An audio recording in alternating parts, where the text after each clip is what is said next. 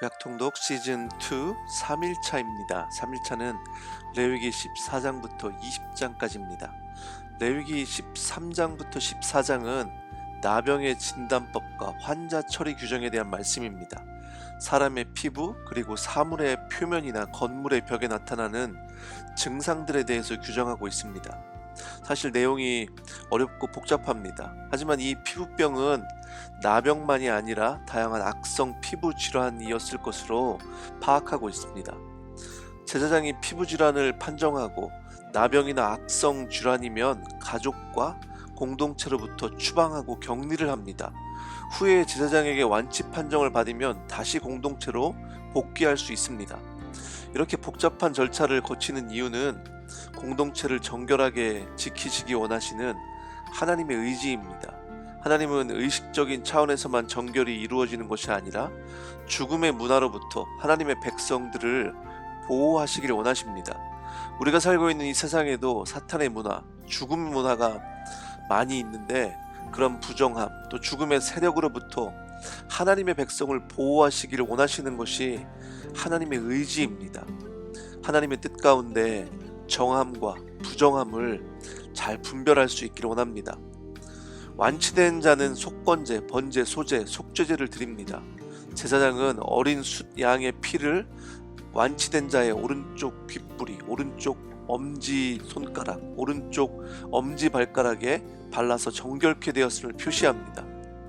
15장은 정결법의 마지막 주제로 신체로부터 액체가 빠져나오는 유출 증상에 대한 것들입니다. 남녀를 불문하고 성기에서 피나 분비물이 흘러나오는 증상들은 부정하게 여깁니다. 유출을 부정하게 여긴 이유는 그것 자체에 죽음의 요소가 포함되어 있기 때문일 것이라고 합니다.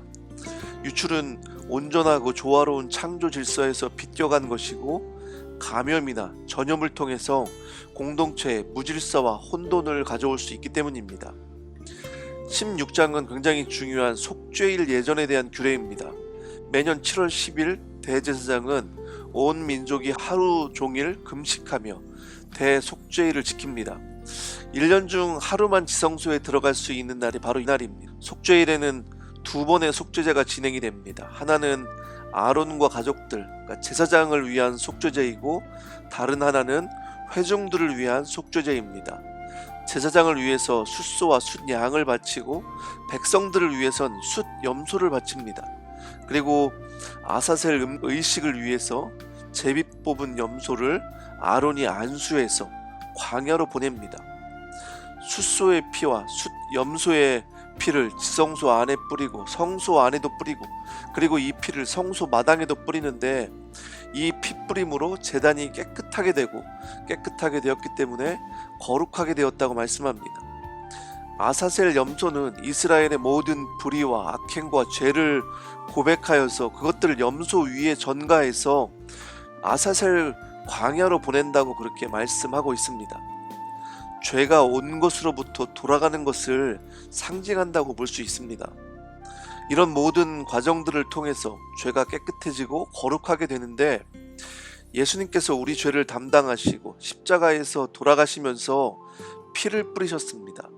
또한 세상 죄를 지신 하나님의 어린 양으로 고난받는 종이 되셔서 모든 죄인이 용서받고 하나님께 나아갈 수 있는 길을 열어주신 것을 우리가 미리 레위기를 통해서 볼 수 있습니다. 우리 예수님의 은혜가 얼마나 귀한 것이고 또 나를 위해서 대신 피를 뿌리시고 나의 죄를 담당하신 그 은혜가 얼마나 귀한 것인지 다시 한번 깨닫기를 원합니다. 17장부터는 하나님의 백성들이 일상생활에서 지켜야 할 개인적이고 사회적인 성결에 대한 내용을 말씀하고 있습니다. 하나님이 제정하지 않으신 희생제사와 피를 마시는 행위를 금지하고 특별히 이런 금지는 가나안의 관습을 배격하기 위한 규례였습니다. 18장에서는 성관계에 대한 규례입니다. 이 규례 또한 이집트와 가나안의 풍습을 떠나서 하나님의 백성으로 거룩하게 살라고 말씀하시는 것이고 또 이웃을 어떻게 사랑하는지 가르쳐 주시는 규례입니다.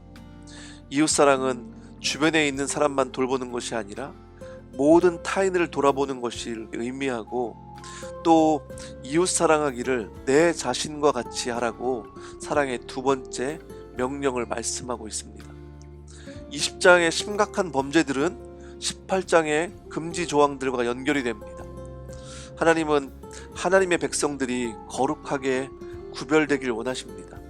계속해서 말씀하시는 것이 내가 거룩하니 너희도 거룩하라고 말씀하시죠. 이 말씀은 지금도 우리에게 유효한 명령이고 하나님 나라 백성으로 거룩하게 살아가야 하는 우리의 부르심입니다. 말씀을 읽으며 우리의 죄 씻음과 또 우리의 거룩함, 우리가 이 세상을 살면서 부정함과 정함이 어떤 것인지 깊은 깨달음이 있기를 원합니다.